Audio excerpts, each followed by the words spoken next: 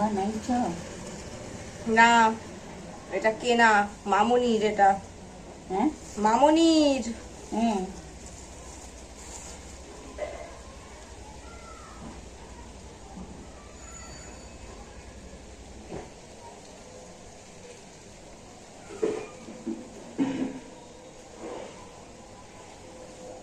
বাহ বাহ বাহ, কি সুন্দর, কি সুন্দর লাগছে।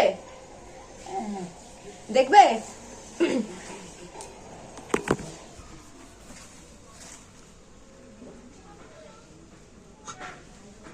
কেমন লাগছে? দাঁড়াও,